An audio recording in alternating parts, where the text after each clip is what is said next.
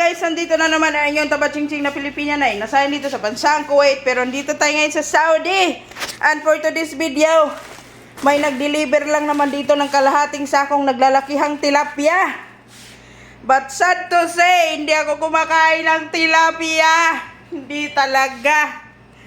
Kaya sabi ko, paano to iluto? I know how to cook, but paano ko tikman? Hindi nga ako kakain. Ang lalaki ang tataba, oh. Mamaya, papakita ko sa inyo kung gaano yan katataba. So guys, ganito naman yung binigay. Look at that. Ang laki, parang palad ko na. Diba?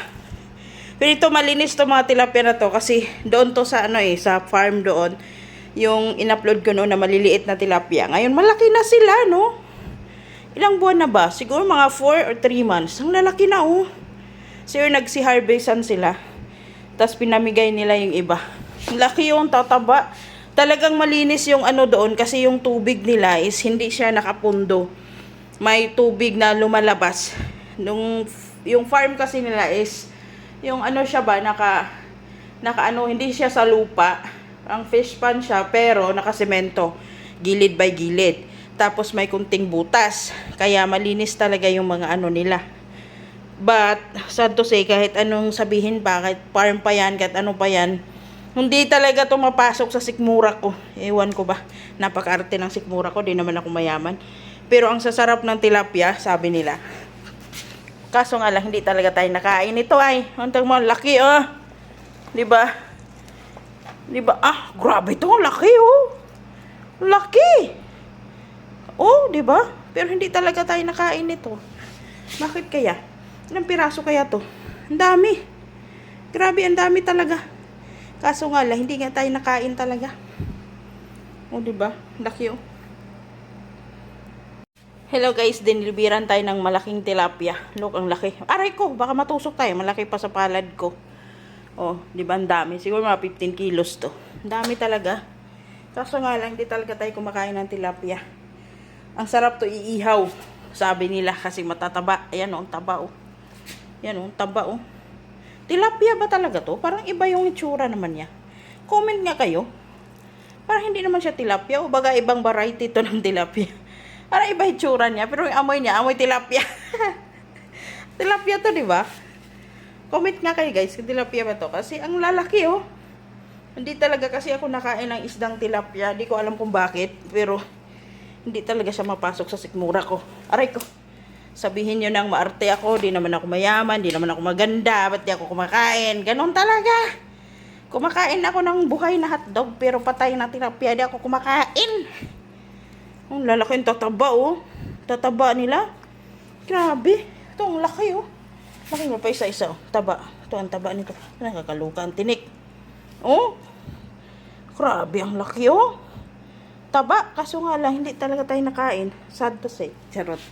So, kailangan natin i-plastic yan, 3 pieces or 4 pieces, depende sa laki.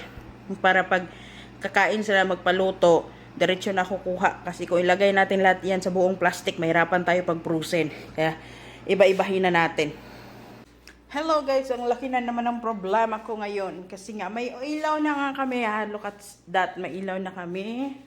Ayan, nakapagbukas na kami ng aircon. Malamig na yung ulo natin. Binuksan ko lang yung bintana kasi nandito yung mga bisita kanina, yung mga pamangkin ng boss ko. Eh, may diaper pa, tapos may pupo ata. Anak ko, amoy pupo yung buong bahay. Kaya binuksan ko yung bintana, tapos nag-spray ako ng perfume. Tapos mamaya magwalis ako, tapos mag-mop ulit ako ng may disinfectant para mabango yung bahay bago kami matulog. And then, ayan, so nandito sana yung kakanta-kanta sana tayo. Kaso mahina nga yung signal dito. Ayan, hindi kaya ng signal natin. Hindi tayo maka-live, hindi tayo maka-YouTube. Ang hina talaga. Kasing hina ng pagmamahal niya sa'yo. Pero tanga ka pa rin, hindi mo pa rin binibitawan. Tanga siya nga, charet. Nagagalit na naman tayo. So, yun na nga. Pinakamalaking problema ko talaga. Ito yan, sasabihin ko sa inyo. Napakalaki ang problema ko pag ganito talaga na walang tubig. Kanina pa bumalik yung kuryente. May na naman, may aircon na, may na, malamig na. Pero kanina pa, until now, hindi pa rin bumabalik yung tubig. No. Wala. Wala. Diyos ko ba naman? Ayan, madumi na yung CR natin. Kailangan na natin linisan. Ayan, yung labahan ko. Ayan, maglaba ako. May labahan pa ako doon sa washing. Tignan mo, alikabok. Kailangan ko ng linisan. Ano, baka linis? Walang tubig. Diba? Tapos, ayun. Ayun nga. Pero okay lang naman dito kasi nga, meron naman kaming tubig. Para may ista kami sa tangke. Pangluto, panghugas ng plato. Ang problema dito, walang pangligo. Init na ako sa katawan ko. At hindi lang yung katawan kong manginit, no? Pati ulo ko uminit na rin kasi nga, ang sarap na sana maligo, pero wala tayong tubig. Tapos ito pa. Gusto ko nang mag-CR. Gusto ko nang maghugas ng chilalat ko at saka kilikili. Kasi napapansin ko na yung kilikili ko maamoy-amoy na bagoong na to. Charot. Maasim-asim na, maasim pa sa lemon. Maasim pa sa mukha mo habang nagsiselos ka kahit hindi naman kayo. Charot! Humuhugot na naman tayo. Tapos, yung kilikili natin mabaho pa sa bagoong na hindi mo kinakain. Charot. Joke lang. So, ayun, kailangan nating maghugas na, no? O maligo bago tayo matulog. Usually, naliligo kami, mga bata at ako, bago kami matulog sa gabi. So, paano kami makaligo ngayon? Until na wala pang tubig. Pagbubuksan ni Busing yung tubig na stock namin sa tangke na for reservation only, for emergency. Mauubos yon. Diyos ko ba naman, 6 ba naman yung bata na paliguan ko. Tapos ako pa. Ay, hindi naman kami naliligo ng isang timba lang.